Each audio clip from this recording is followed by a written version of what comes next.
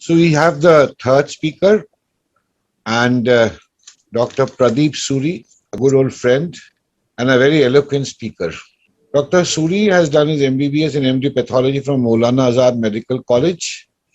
He has done some course in clinical laboratory management, immunodiagnostics, innovative health for tomorrow. He is a prestigious award winner for various poster presentations, and I know for sure that red cell parameters and other indices in the cell counters is one of his very big hobby to work and play with. So now I invite Dr. Suri to talk on the RBC morphology, the automation and the optical RBC parameters for today's afternoon. Thank you, sir. At the onset, I would like to thank Mindre team and BLK Max, especially Dr. Anil Handu, for giving me this opportunity. And Prashant is my junior from my college, and he's after his excellent talk, I don't think I have to say much, and he's made my job rather easier. So with these words, I will begin my short and crisp talk on optical RBCs and what are their roles and applications in interpreting all the data that comes out of the machine in terms of Menzer index and Urechega index and all these complicated indexes. Sometimes we can just look at a scatter plot and it can tell when all the indices put together. So that's where optical RBCs lead us to. So they have some advantages that they can guide the laboratory physician on the hematological status faster, and you can sometimes, certain times the indices conceal more than they reveal. They are like statistics, and sometimes some other relevant tests are ordered a little later in the day. So while having a look at the optical RBCs, sometimes you unearth more than what you unearth from all the indices put together. So basically, optical RBCs are based on the Mie theory of light scatter of homogeneous spheres. So in this theory, if these spheres are isovolumetrically sphered, then the low angle scatter measures the volume, and in our case it is the MCV on the mean corpuscular volume, and the high angle scatter would measure the hemoglobin concentration or the MCHC. So what we do in these modern analyzers is that we use these diluents which spherize the RBCs, and later on we use these dyes, the supravital dyes as Prashant was saying, which then you can measure the certain reticulocyte parameters like RET-HB and IRF and LFR, MFR, HFR, etc. So but the first step where you are spherizing the RBCs, from this the analyzer can now use the Mie theory and segregate things into, they're calling their own scatter plot. So this is typically how a scatter plot looks like in a Mindre BC 6800 plus. On the y-axis is the MCV with two fixed determinants at 60 and 120 femtoliters. And on the x-axis is the mean corpuscular hemoglobin concentration, again with two fixed determinants at 28 and 41. So as it is obvious from this scatter plot, this yellow area on my left is the area of hypochromia. This area on my right is the area of hyperchromic RBCs. This area below is microcytosis, above is the macrocytosis. And this small box in the middle is the box of the normocytic normochromic RBCs. So if you see most of the scatter in this middle box, you can be well assured that this is pretty much a normal, scatter plot from the RBC perspective. So I will just go through a few case studies to show how different scatter plots look like in this case. So in this area, the blue area here is the area of the RBC, and this pink in the middle is the area of the reticulocyte. So it is also showing you the amount of reticulocyte, and for everybody this much amount of pink area is considered normal in this scatter plot.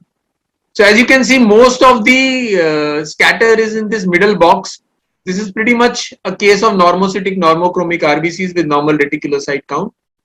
If you look at the indices, the hemoglobin is 15.5, MCV is 91.8, and even the reticulocyte percentage is 1.56, RDW is 13.8. So everything is pretty much normal. Even the RBC histogram looks pretty clean from this. Now contrast this to my second case. You can see that the scatter plot is shifting both towards the left as well as below. You can call it like a southwest shift if you would want to. There is both microcytosis as well as hypochromia. If you would use any of the Menzer or Urechega index, they will tell you that this is pretty much a case of iron deficiency anemia because there is both hypochromia as well as microcytosis. So if you look at the indices here, the hemoglobin is 9.4, MCV is 69.5, RDW is high 21.5, and even the ret hemoglobin, which somebody will discuss later, is low 23.5. The normal ret hemoglobin is about 27 to 28. So everything here is pointing towards an iron deficiency anemia, which of course we can see from this data also, but that scatter plot showed it in a snapshot without having me to go through this, mirage of data. We did the serum iron, TIBC and ferritin for this patient. The iron was 18, TIBC was 432, ferritin was 7. It was a clear-cut case of patient of iron deficiency anemia, responded to treatment. Now contrast this to the case number 3. Here you can see that most of the scatter is only going downwards and not much to the left. So there is microcytosis, but there isn't enough hypochromia in this case. And from just this scatter plot, we can know that we are looking at a case of beta thal trait because there is hardly any hypochromia in a beta thal trait case. If you look at the indices again, the hemoglobin is 12.9, RBC is 6.47, MCV is 61.5. If I would want to calculate the Menzer index, it would definitely be less than 10. And the ret hemoglobin here is normal 29.3. So in a case of beta thal trait, the ret hemoglobin is invariably normal, which is lower in a case of iron deficiency anemia. This is another good clue apart from the Menzer index. And if I would just want to juxtapose, okay, before that we did the HB chromatography for this case, A2 was 6%. So it was beta thal trait was established. I am just juxtaposing the two scatter plots back to back. So if you look at the one on my left, which is the iron deficiency anemia, you can see that the scatter is much wider compared to the one on the right, and it is going both towards hypochromia as well as microcytosis, both towards the left as well as below. Whereas on the one on my right is only going below, it is hardly going anywhere to the left. So this is also one easy way to differentiate beta thal from iron deficiency anemia. But with a caveat, in Indian situation, sometimes you can encounter both together also. Then this will not work. This is my case number 4. This looks pretty much like my case number 2. There is both a shift to the left as well as below. Here now there is a concomitant case of both IDA along with beta thal trait.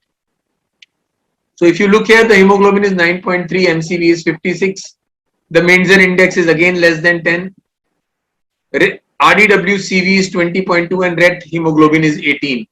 So it is giving you both kinds of picture. It is telling you that it is both beta thal trait as well as iron deficiency anemia. Although from purely the optical RBC scatter plot, the plot 4 and plot 2 would look pretty identical. Now this is case number 5. You can see that the scatter is all over the place, right from, going from below till up in all the 3 quadrants. Pretty much looks like a dimorphic anemia.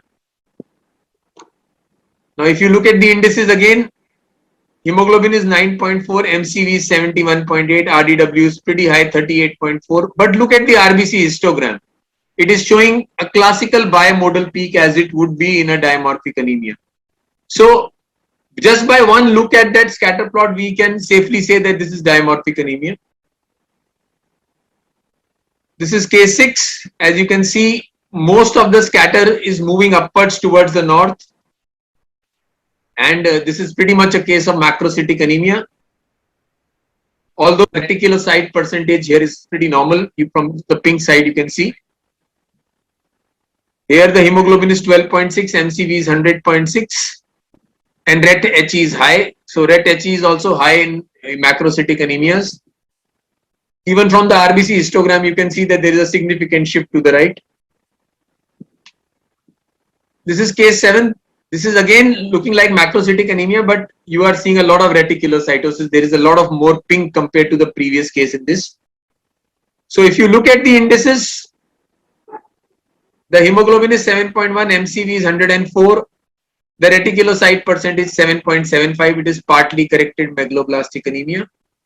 And you can see that there is a pretty broad band in the RBC histogram also. The RDW is also pretty high. So we did a folate and B12. B12 was 115, folate was 6. So partly corrected but not fully corrected B12 anemia. Must be having some component of iron deficiency as well. So you can have a look at the reticulocyte percent also along with the type of anemia just by looking at that optical RBC, scatter plot. Now I'm putting all the 7 cases back to back. Case 1 is normocytic normochromic. Most of the dispersion is in the central square. Case 2 is iron deficiency with shift and below. Case 3 is beta thaltrate with most shift only downwards. Case 4 is again concomitant IDA with beta thaltrate. Case 5 is a dimorphic anemia. Case 6 is macrocytic anemia without reticulocytosis, and case 7 is macrocytic anemia with reticulocytosis. Sometimes we are even able to see cases of hereditary spherocytosis, as sometimes there is a dispersion in the hyperchromic area, and sometimes by just looking at the optical RBC scattergram, we have picked a few cases of HS as well. So it is not difficult, it is just a habit. The machine is throwing in a lot of data. It's just that we sometimes don't look at the data that is coming out of these machines. If we look at these data more carefully, they will tend to give us more information sometimes than just the plain hard indices that we are usually looking at. So RBC related graphical representation, the pattern recognition is the key. This can help in making clinical decision making faster. Sometimes unsuspected conditions can be diagnosed, and most importantly, there has to be need for greater awareness to look at this data. These modern analyzers are throwing a lot of data at us. I personally feel we are not doing full justice to the data that these analyzers are throwing out at us. So with these words, I'd like to thank you all. If there are any questions, I'll be glad to answer. That was wonderful, Pradeep. Pradeep, thank you, sir. As usual, wonderful, very crisp, very precise, and to the point. I think it would be very helpful for those who are listening.